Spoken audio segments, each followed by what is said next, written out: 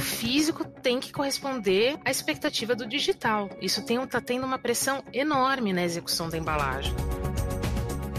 Você começa a navegar agora pelo Ondas Impressas, o seu podcast quinzenal sobre o universo da impressão.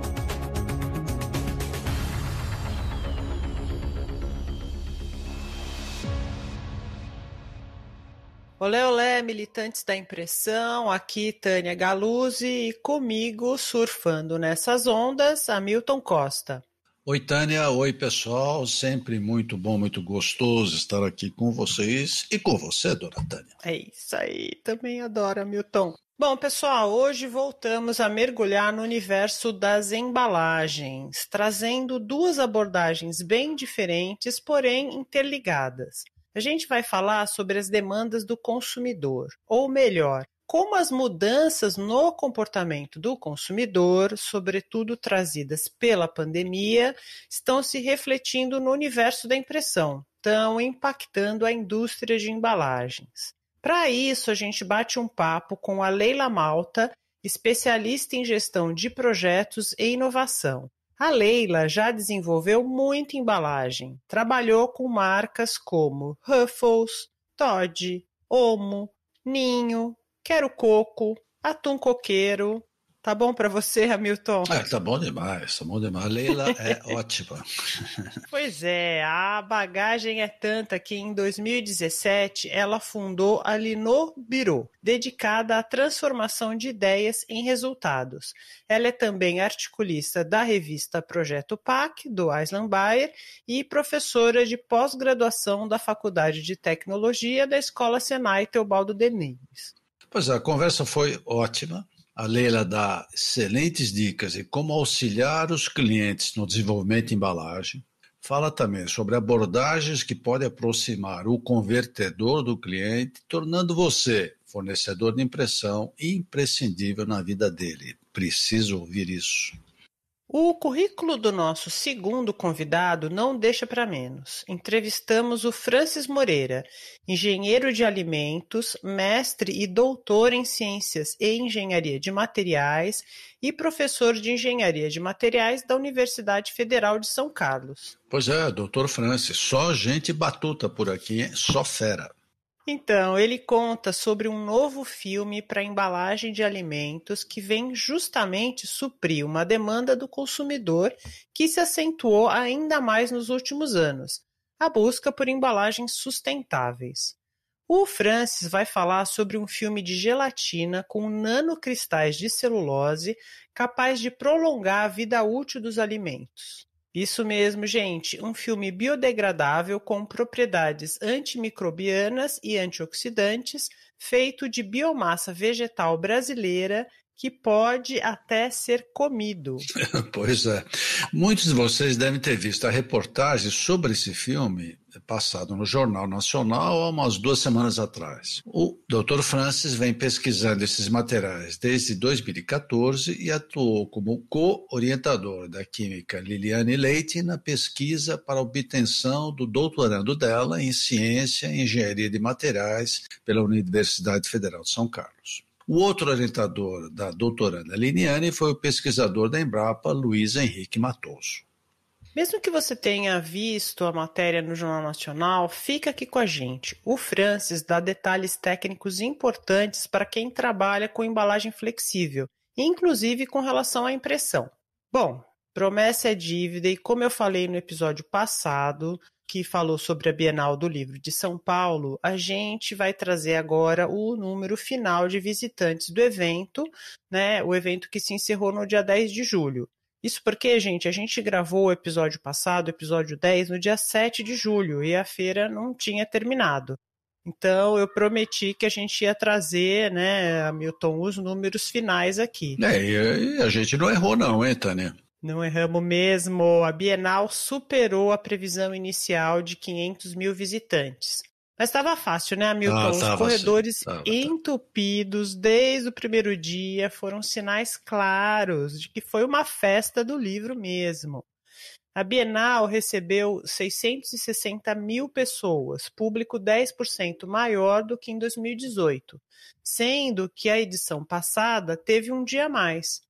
E as pessoas, nesse ano, também compraram mais. O ticket médio foi de R$ 226, um aumento de 40% em relação a 2018. É aquilo que a gente falou, né? O pessoal com vários e vários livros na mão, muito legal isso. Tomara que esse apetite pelos livros, né, se prolongue pelo resto do ano. Ele já vem vindo, né, desde a pandemia, e que continue assim, as pessoas vão tomando mais gosto ainda pela leitura. É isso aí, a gente está na torcida. Foi uma festa incrível, várias entidades ligadas ao livro, ao papel estavam lá, inclusive Two Sides, né, a campanha Two Sides estava lá, fez várias ações também. Foi muito legal. Mas a gente precisa fazer uma correção aqui. No episódio 10, a gente afirmou que no ano passado, as editoras registraram uma receita de 3,9 milhões nas vendas ao mercado. Tá errado, pessoal. Foram 3,9 bilhões de reais. Com B, 3,9 bilhões de reais. Redondo, B. É isso aí. Bom, agora vamos falar de embalagem, da relação dos donos de marca com os fornecedores de impressão e dos avanços da ciência em prol de um mundo melhor. Vamos ouvir então a Leila Malta, especialista em inovação. Mas antes, a mensagem de uma empresa que está sempre inovando. Somos todos militantes da impressão. A Neoband está preparada para atender os maiores desafios do segmento de comunicação visual. São mais de 4 décadas de experiência como especialistas na produção e instalação de campanhas publicitárias, vitrinismo, eventos e varejo. Possuímos uma equipe de instalação homologada pelos principais veículos de mídia e dentro dos mais exigentes padrões de segurança do trabalho. Oferecemos soluções para a impressão de grandes formatos, mídia OH, materiais para o ponto de venda, vitrinismo, sinalização e envelopamento de automóveis, metrô, caminhões e ônibus. Quer saber mais? Acesse o site neoband.com.br. Neoband, para ideias de todos os tamanhos. Gente, só um detalhe. Talvez vocês consigam ouvir uns gritos de criança na conversa com a Leila. Se os nossos queridos Igor e Ale não conseguirem tirar da gravação original, vocês vão ouvir uns gritos, pessoal. Férias, né? Então a criançada do prédio aqui do lado joga a bola no fim de tarde. Então eu vou pedir a compreensão de vocês e um desconto, tá bom? Pelos gritos de gols deles, acho que são palmeirenses, mas enfim. Oi, Leila, que bom ter você aqui no Ondas. Oi, Tânia, é um prazer estar aqui com vocês, agradeço muito o convite. Imenso prazer tê-la aqui conosco, Leila. Leila, você fez recentemente uma palestra em Caxias do Sul, num encontro regional da ABEA, que é a Associação Brasileira da Indústria de Etiquetas Autoadesivas, uma palestra com o tema Afinal, o que querem os end users? Eu imagino que não seja uma resposta fácil, principalmente hoje em dia, né, com a contínua mudança de comportamento do consumidor, com as muitas tribos que não param aí de se multiplicar. Por outro lado, é uma pergunta que todos os fabricantes de bens de consumo, acho que toda marca, tem de se fazer quase que diariamente. E essas marcas são o quê? São os compradores de embalagem, né? Os clientes da indústria de conversão, os clientes da indústria gráfica. Então, você pode começar a contar aqui pra gente, nesse mundo louco que a gente está vivendo, o que, afinal, quer o consumidor? Claro, eu gosto sempre, na verdade, de falar que a gente tem sempre dois end users, né? O PF e o PJ, né? Então, assim, o PF, que são os consumidores, são os end users dos donos de marca. E os PJs, que são os donos de marca, são os end users dos convertedores. Então, a gente precisa entender o que está acontecendo no primeiro universo, que são dos consumidores, como isso está afetando as empresas e como isso está se desdobrando para chegar até os convertedores. Então, não é exatamente se o convertedor olhar diretamente o que está acontecendo com o consumidor, não necessariamente é o que vai acontecer diretamente para ele. Então, tem um certo desdobramento nisso. Então, por isso que a gente precisa separar um pouco os efeitos dos end users. Então, vamos primeiro falar um pouco do end user, que é o consumidor final, que somos nós, pessoas físicas. O que está acontecendo, né? A gente teve agora uma aceleração muito forte da adoção do e-commerce como canal de venda. né? E a gente teve aí um grande crescimento, tanto no volume quanto no valor de vendas, graças à pandemia. E esses consumidores, por conta dessa experiência do e-commerce, eles começaram a trazer também algumas novas demandas à experiência de consumo como um todo, independente de canal. Então, assim, sem dúvida, a primeira coisa é a agilidade na entrega. Isso traz, por exemplo, para o dono de marca o impacto em supply chain.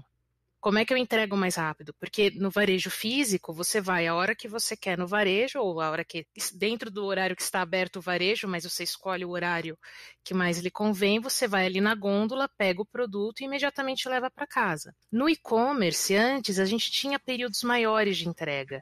E agora é aquele one day delivery, né? Então tem que entregar no mesmo dia. Ou horas ou minutos, né? Exato, exato. Então eles querem a mesma agilidade que eu tenho em questão de tempo, de ir no varejo físico e pegar rapidamente o produto, eles estão esperando isso de um e-commerce. E aí o que acontece? A partir do momento em que você efetua a compra no e-commerce, está acontecendo também um outro efeito, que tem a ver com a expectativa do que a pessoa está vendo naquela tela e a expectativa do que ela vai receber em mãos. Por quê? Quando a gente vai no varejo tradicional, a gente está olhando para o produto antes de comprá-lo, né? A gente está segurando ali a embalagem, sentindo o produto antes de tomar a decisão de compra. Num ambiente digital, ele olha um mock-up digital. E ele espera que o que ele vai receber em casa seja exatamente aquilo que ele está olhando. Isso está trazendo um outro desafio, que é: como é que eu garanto uma não disrupção dessa experiência? Como é que eu garanto que visualmente o que está sendo entregue é aquilo que a pessoa viu na tela? Como é que fisicamente eu garanto isso?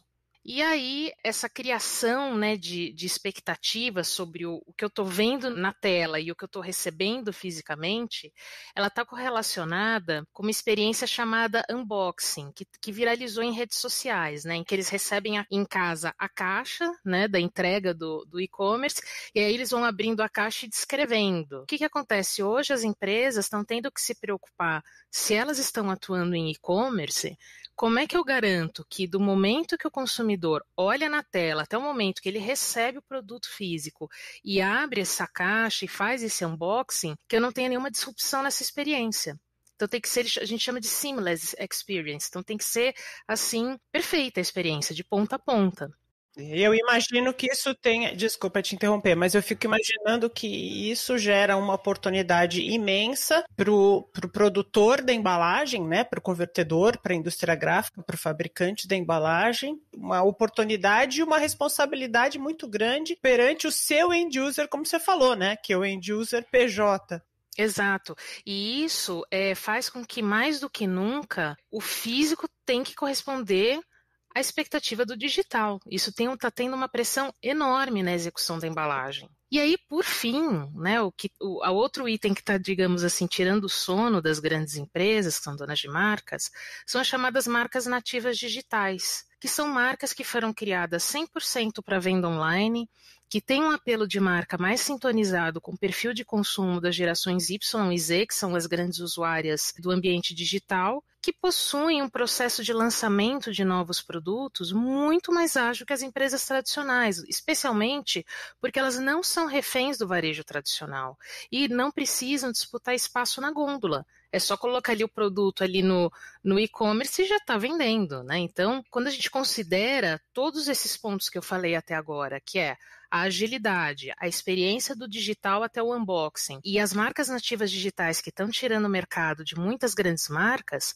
tudo isso está impactando na demanda que as empresas estão gerando de volta para os convertedores. Então, elas precisam de agilidade na produção e entrega do material de embalagem. Por exemplo, às vezes a gente fazia projetos de embalagem, o mais rápido era algo entre 45 e 60 dias, os mais demorados, por N motivos, seriam 90 dias. Hoje, você falar para uma pessoa que você vai levar de 45 a 60 dias para entregar o material de embalagem, o pessoal fica desesperado, porque eles têm que entrar logo com o produto no mercado. Eles querem, além disso, impressão com alta qualidade de cores. Então, o cuidado não só na execução em si da cor, mas na densidade da cor é super importante, porque, de novo, a experiência do físico tendo que remeter ao digital. E, por fim, eles querem lotes menores, de produção de embalagem. Por quê? Porque eles querem experimentar produtos no mercado mais rápido e com menor investimento. Então, por exemplo, os convertedores que têm hoje a possibilidade de ter uma impressora digital que possam oferecer esse tipo de serviço, esse tipo de produção para as empresas entrarem mais rápido no mercado e testar mercado, é uma ótima solução. E aí depois você tranquilamente migra, por exemplo, para uma Flexo. Mas as empresas estão com esse foco e estão batendo cabeça sobre isso. O que eu vejo nisso também é o seguinte, quer dizer, e a isso a gente fala muito com as empresas gráficas e convertedores, que é essa questão de você estar dentro do cliente e fazer essa interligação com o cliente. O que você está colocando, em função dessa agilidade, cada vez mais vai exigir com que o fornecedor, o convertedor, esteja integrado com esse cliente nesse sentido. Você falou em cores, por exemplo, todo esse processo de estandarização de cores e padronização do processo passa a ser fundamental para isso, não? E aí eu fico pensando se existe eu acho que isso foi intensificado, como tudo foi intensificado durante a pandemia, mas além de tudo isso, eu acho que o consumidor está mais exigente e mais consciente com relação à sustentabilidade. Você sentiu isso também, a demanda aumentar por produtos mais sustentáveis? Sem dúvida, existe uma pressão sim, mas o grande desafio é sempre como que eu consigo fazer escolhas mais sustentáveis no design da embalagem, de maneira que eu ainda consigo respeitar o que está dentro da embalagem. Porque eu vou dar um exemplo, eu trabalhei muito tempo na indústria de snacks, né? Mesmo snack assado, você às vezes tem que dar digamos assim, um spray de óleo para você poder fazer a adesão do sal, né? Vamos supor, não vamos falar nem de aroma, né? A pessoa fala, aroma é um negócio tão sintético, tão químico, não é bom para a saúde, então vamos falar do sal. O sal é algo extremamente natural na cozinha, né? Então, mesmo para você colocar um pouquinho de sal sobre um snack, você precisa dar um sprayzinho de óleo para fazer ele grudar, fazer ele sentar ali no snack. E o fato de você ter esse óleo, isso limita qual é a camada interna que você pode colocar dentro da embalagem. Então, por exemplo, se eu fosse fazer uma embalagem de papel, eu tenho que necessariamente ter uma camada interna para evitar que esse óleo migre para o papel. O papel, ele nunca vai ser 100% o papel que vai poder ser 100% reciclado, porque ele vai estar ali com uma resina, ele vai estar ali com alguma outra camada para ajudar a preservar o produto e evitar que o produto, né, algum aspecto do produto migre para o lado que é mais externo da embalagem e, consequentemente, até prejudica a percepção do consumidor para consumir aquele item. Então, assim, tem sido um drama, na verdade. Eu acho que tão importante quanto a gente tentar pensar melhor nas escolhas de design de embalagem é também a gente repensar o hábito de consumo. Então, acho que nós, quando nós éramos crianças, a gente lembra, né, de ir no supermercado com aquela garrafa de vidro debaixo do braço, e aí a gente ia ali na tendazinha e trocava, a gente entregava a garrafa vazia e pegava uma outra garrafa nova. Então, eu acho que é como repensar isso. Os supermercados estão começando a falar de venda a granel, né, voltando a ter aquelas estações mais frequentemente de venda a granel. A indústria também precisa parar para pensar, será que eu posso fazer algo monocamada, em vez de eu ter que fazer um monte de camadas?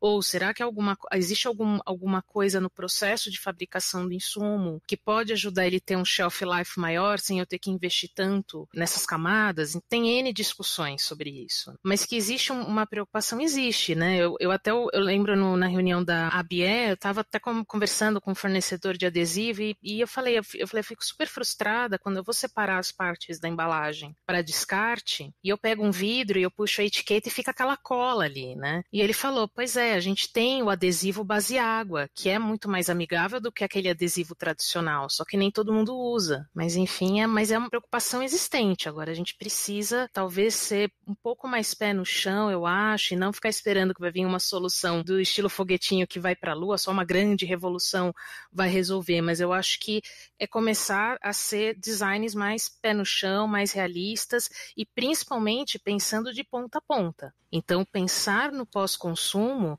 é o que dita o que você tem que considerar lá no início do seu processo de design. Eu acho que isso tudo é um processo, né, Lélia? Quer dizer, é um processo que a gente está aprendendo, toda a cadeia está aprendendo para caminhar nesse sentido, e aí vem a economia circular, enfim, toda essa questão que seguramente leva a isso. Agora, olhando de novo do ponto de vista do convertedor, como é que ele trabalha ao lado do cliente nesse sentido? Ele também tem que ser muito mais mais ágil, tem que ser muito mais antenado em relação a isso. Agora, ele consegue influenciar nisso? Acho que em grandes marcas isso é mais difícil, mas no mercado em geral, como é que você vê? É importante a gente falar sobre essa questão de grandes marcas e PMEs. Por que é difícil influenciar as grandes marcas? Porque normalmente os parâmetros já vêm pré-determinados, tanto parâmetros de, por exemplo, de como que você vai ter que aplicar cores e a marca em cima de um plano mecânico de uma embalagem, quanto a natureza de barreira que você tem que ter nessa embalagem, porque isso foi pré-testado em função do tipo de insumo. Então, assim, todas essas determinações já vêm definidas de uma grande marca, porque normalmente eles têm estrutura para explorar isso internamente. E já te interrompendo e te atrapalhando, com certeza, mas enfim, nós fizemos um episódio recente exatamente ressaltando essas agências internacionais de serviço de marketing que cada vez tomam essa posição de grandes marcas para fazer esse acompanhamento, especificação e algumas vezes até outsourcing dentro de fabricantes, né? Isso não complica ainda um pouco mais isso que você está falando? Quando a gente fala de marcas globais, as sucursais, digamos assim, elas têm quase nada de liberdade para alterar o que já é pré-determinado na aplicação de marca. O projeto, ele sempre começa na área estratégica, que é junto, por exemplo, ao gerente da marca.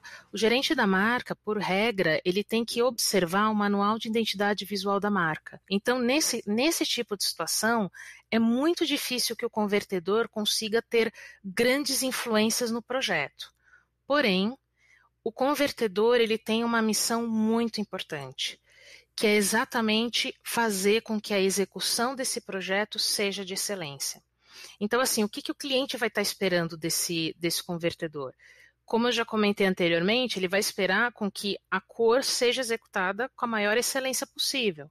Então, você ter um processo de trabalho de pré-mídia e de gestão de cores com excelência é fundamental. Por outro lado, quando chega no momento de fazer a aprovação, é um dos momentos que eu vi um pouco mais de conflitos acontecendo, porque quem faz a aprovação final não é só P&D, é principalmente marketing. E aí o que acontece? O P&D pode até olhar tecnicamente no laboratório a peça de prova, né, e falar assim, não, a impressão tá ok, tá perfeita, de acordo com o plano mecânico que a gente enviou, né, enfim, com as cores que a gente espera, tal.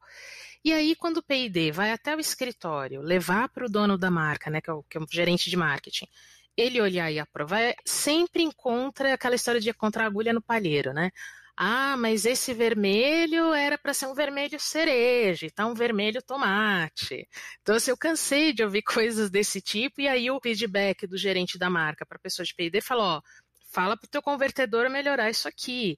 E, na verdade, eu expliquei isso para o pessoal da BIA e eles acharam muito educativo explicar, para até eles entenderem como eles precisam ajudar os clientes. Eles precisam entender que, num escritório, o único recurso que a pessoa de marca, dona da marca, né, o gerente de marketing, tem para aprovar qualquer amostra é uma escala Pantone.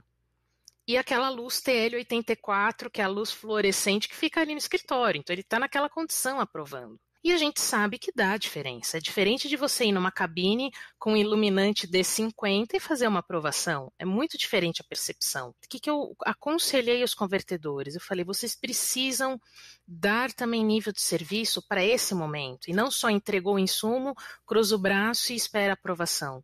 É muito importante que vocês auxiliem os seus clientes nesse momento. Pode-se fazer duas coisas. Então, ele pode trazer o cliente até a empresa e se ele tiver um laboratório que faz tem toda uma estrutura para fazer análise, normalmente os convertedores, na sua maioria, têm, então faz a aprovação ali no laboratório, porque aí você controla a condição de aprovação.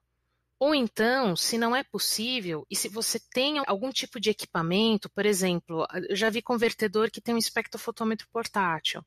Então, leva o espectrofotômetro portátil para ajudar a mostrar que a cor é realmente a cor que foi determinada ali no manual da marca, né? Então, o convertedor nessa hora, ele não deve ser passivo, ele precisa ser ativo, ele tem que ajudar o cliente a entender. E se realmente tiver por algum motivo diferente, propor o que fazer para corrigir. É muito chave do convertedor nesse momento se colocar à disposição do cliente, ajudar o cliente a navegar nesse processo para que exatamente evite retrabalho, evite atrasos em lançamentos, enfim. É super importante ter essa postura junto ao cliente. Agora, vamos imaginar aqui um cenário, né? Vamos supor que eu não trabalhe com só grandes marcas, trabalhe, né? Atenda produtores de bens de consumo de vários portes, né? Então, imaginando que eu sou uma gráfica, eu quero trabalhar ao lado do cliente e quero ajudar a identificar quais são as demandas específicas de um determinado nicho de mercado. Então, vamos supor que eu sou uma gráfica e quero oferecer um outro serviço. Você acha que isso é possível? Por onde começar? Como conduzir um projeto assim, se eu quero caminhar e muitas vezes ajudar um cliente, né, nesse desenvolvimento? Nossa, é super possível, né? E eu sempre falo que o primeiro passo de todo e qualquer projeto, independente do tamanho da empresa, é fazer um benchmark. Então, nesse caso, como é que o convertedor pode ajudar? É fazer um benchmark de embalagens. Então, vamos supor que o cliente ele vai entrar num mercado que já existe. Então, ou seja, já tem alguns players nesse mercado. O que o convertedor pode ajudar? Ele pode adquirir algumas amostras de mercado desses concorrentes e ajudar a estudar a estrutura da embalagem, o tipo de impressão que está sendo usado, tentar ajudar a decodificar essa embalagem que está sendo utilizada, porque normalmente isso acaba criando alguns padrões de mercado. Então, mas por que será que estão usando esse padrão? Como será que é a interação entre o que está dentro da embalagem com a embalagem em si que demanda que ela seja desse jeito? Por que será que ela tem essa forma? Então, fazer toda essa decodificação do porquê esses players já estão atuando desse jeito ajuda muito ao cliente que quer entrar no novo mercado. E aí ele também pode ajudar a tentar determinar quais são os diferentes tamanhos de SKU que esses concorrentes estão atuando nesse mercado. Será que tem alguma impressão, algum efeito visual que está sendo aplicado? E se não, será que isso pode ser uma oportunidade para ajudar a destacar esse novo produto para esse cliente? Precisa ajudar o cliente, nesse primeiro momento, a tentar explorar as possibilidades. E aí, uma vez que você compreende essas respostas, sem dúvida, a próxima etapa é ajudar a desenvolver mockups. Então, tanto mockups digitais e físicos. Por quê? Porque na cabeça do cliente, que não é o expert necessariamente em material de impressão, em embalagem, às vezes ele está precisando desse apoio técnico do convertedor. Quando você mostra um mockup, você ajuda a tangibilizar na mente do cliente as possibilidades. Então, o desenvolvimento de mockups, de protótipos, são fundamentais para ajudar esses clientes. E aí, uma vez que você dá essas amostras e coloca na mão do cliente, o cliente consegue testar minimamente o produto, tanto tecnicamente, ou seja, será que é a barreira que eu preciso para ajudar a proteger e porcionar o produto, mas também, por exemplo, testar a percepção de potenciais consumidores sobre esse produto a ser lançado. E isso ajuda a fazer todo um processo de tomada de decisão sobre o desenvolvimento da embalagem. Então, será que a gente deve seguir nesse caminho ou num outro caminho? E, consequentemente, vai ajudar a tomar uma decisão sobre a futura produção. E aí, comercialmente, você faz o casamento aí do cliente com o convertedor. Então, esses são os passos assim, chaves para ajudar a entregar um algo a mais e ajudar o cliente a desenvolver o projeto e fazer ele acontecer no mercado. Perfeito. Eu não sei se o Hamilton quer complementar com mais alguma coisa, Hamilton. Num artigo que você fez há não muito tempo para o Projeto PAC, você até coloca isso, né, o desenvolvimento melhor da parceria entre o convertedor e a marca, dizendo que isso que ele fornece, que você acabou de escrever, vale mais do que o preço. Ou seja, fornecimento de serviços além da impressão do convertedor para a marca aumenta o valor agregado dessa oferta que ele está fazendo. Leila, ótimo, muito obrigada. Eu acho que os caminhos que você indicou aqui são muito interessantes, podem despertar aí, dar uns insights para o pessoal, para o ouvinte. Super obrigada pela tua participação aqui no Ondas Impressas. Nossa, imagina, eu, inclusive, como uma pessoa que escuta o Ondas Impressas, né, sempre a gente tem aqui, né, discussões super interessantes e relevantes. Me senti muito lisonjeada pelo convite e agradeço novamente, enormemente, por estar aqui com vocês. Muito obrigada. Nós é que estamos lisonjeados por tê-la aqui, Leila. Grande abraço. Adorei a ideia de trazer o cliente para fazer a aprovação da embalagem num ambiente controlado, com luz correta. Achei ótimo, Hamilton. Sem dúvida, e várias outras dicas que ela deu, né? E na linha que ela traçou sobre a necessidade das embalagens ampliarem a vida útil dos alimentos, vamos também conhecer o trabalho desenvolvido pelo Dr. Francis Clay Vieira Moreira e equipe. Francis, muito obrigado por ter aceitado o nosso convite. Prazer é meu, muito obrigado pelo convite. Olá a todos que escutam o Ondas Impressas. Prazer tê-lo aqui conosco, Dr. Francis. Muito obrigado. Francis, você acaba de participar de um trabalho acadêmico que resultou no desenvolvimento de um filme biodegradável de gelatina e nanocristais de celulose que aumenta a vida útil dos alimentos mesmo fora da geladeira. Conta pra gente sobre esse projeto, por favor, como começou e quem está envolvido? Perfeito. Esse projeto ele é fruto de um trabalho de cooperação que acontece desde 2014.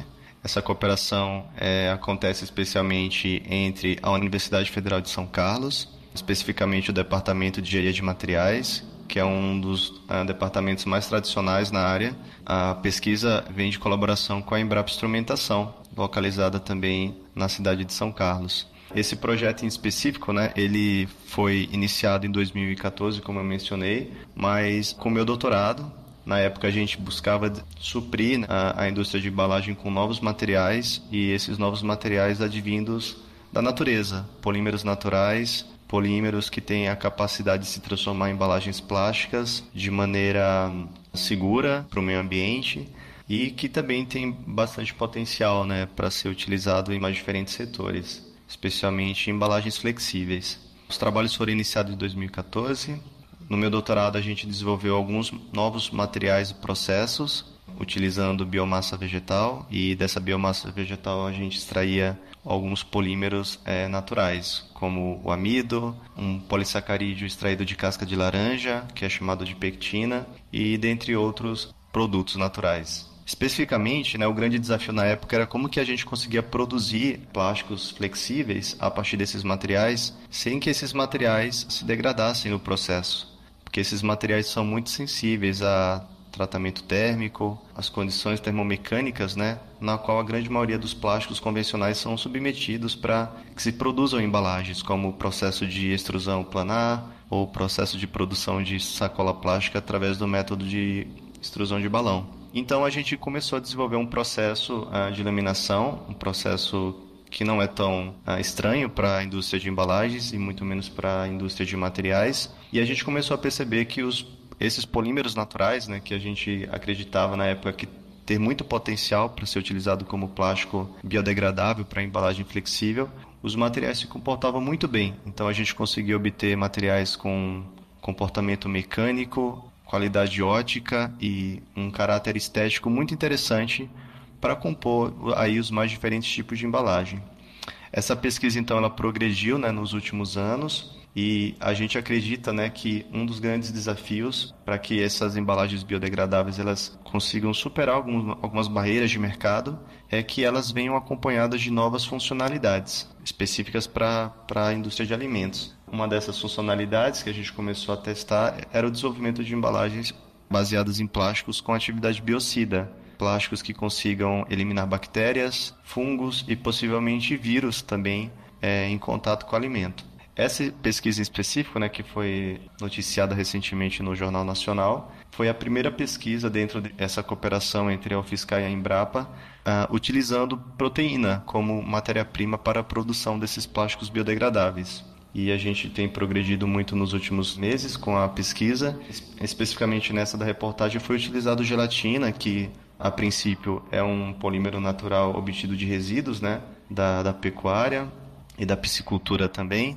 E nesse material, nessa gelatina, foram incorporados alguns aditivos específicos para que o filme plástico de gelatina ele apresentasse, digamos que um leque amplo de propriedades físicas, com destaque para a propriedade mecânica e propriedade de barreira ao vapor de água e oxigênio, que são parâmetros técnicos super importantes, né, para a embalagem flexível, embalagem plástica no geral.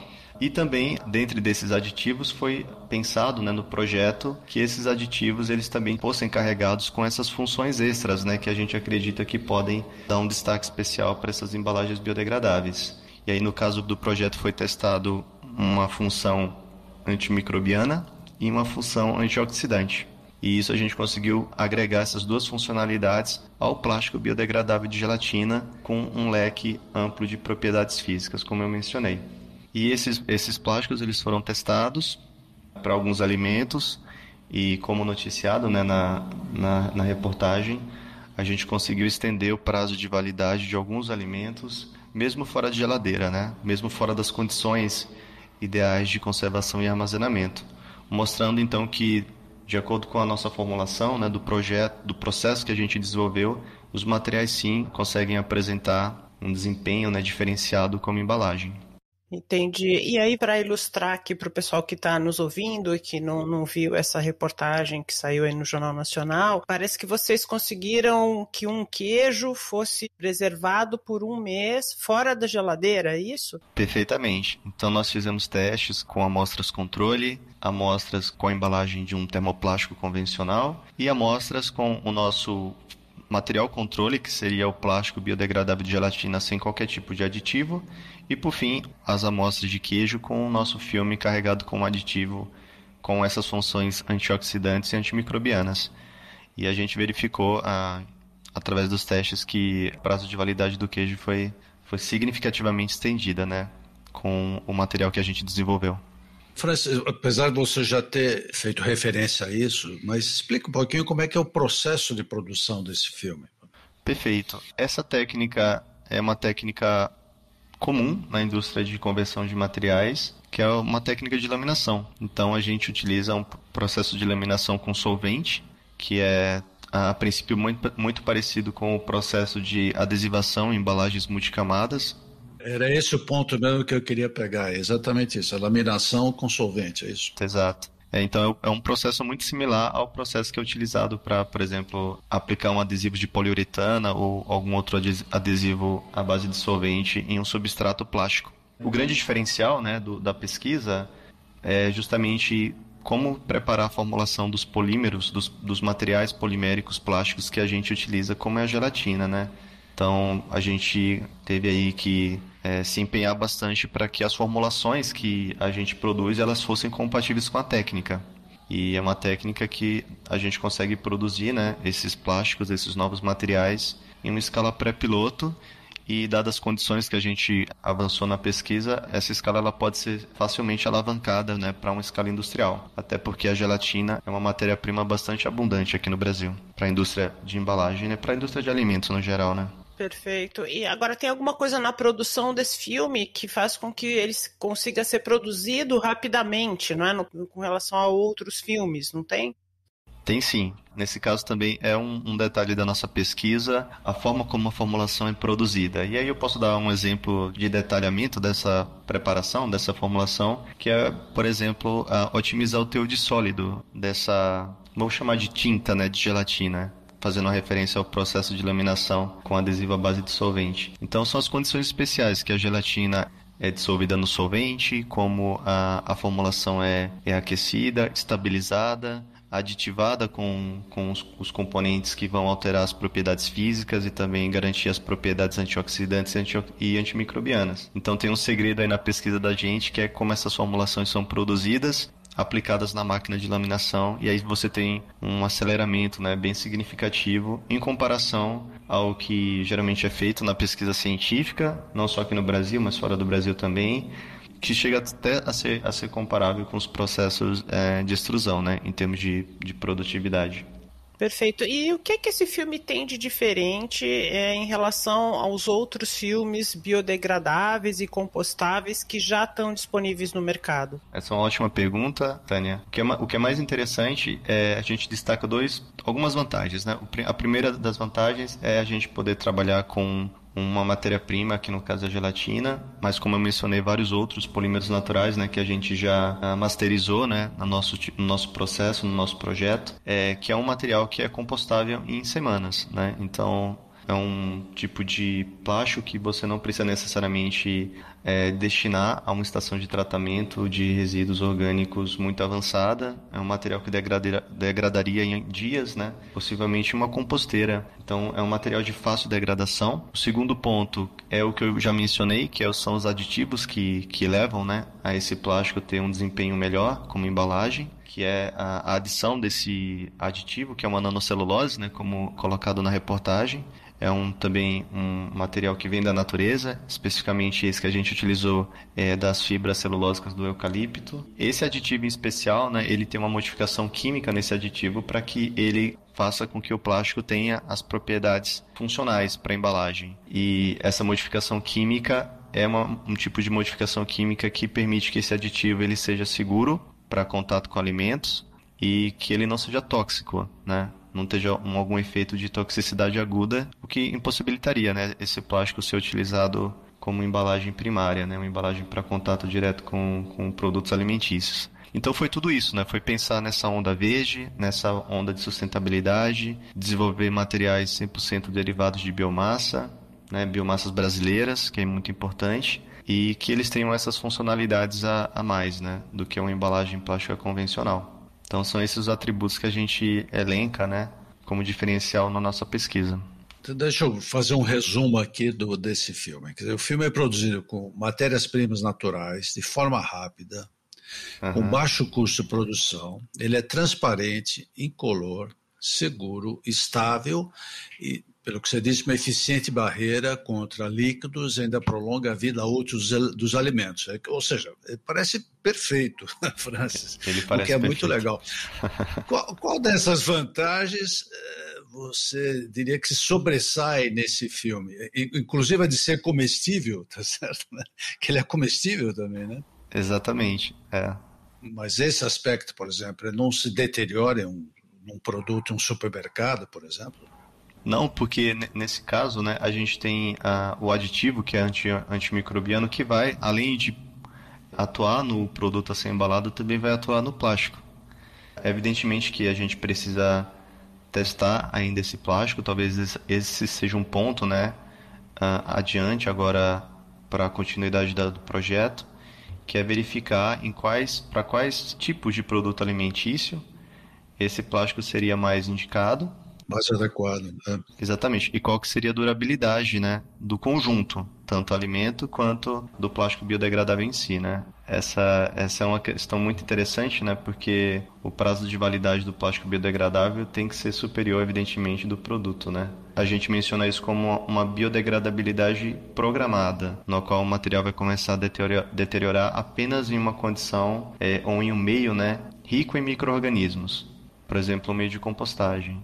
Enquanto ele estiver em contato com o alimento, em um ambiente relativamente limpo, né, como a gente espera que sejam os nossos supermercados, né, os nossos pontos de venda, tanto o plástico quanto o produto alimentício que ele viria a embalar sejam estáveis, né, sejam duráveis. Que desafios adicionais tem, por exemplo, sair do laboratório e ir para a indústria? Como é que está esse processo, esse desenvolvimento? Eu posso mencionar aqui que a gente passou por uma interação bem próxima com uma multinacional ano passado, no qual a gente tentou firmar uma parceria, né, para começar a ter a produção em escala comercial desses materiais. E esse é o que precisa agora exatamente para a pesquisa alavancar ainda mais, né? Encontrar bons parceiros que aceitem, né, o desafio de tentar inserir um plástico biodegradável no mercado brasileiro e que nos ajude a fazer esses testes, né?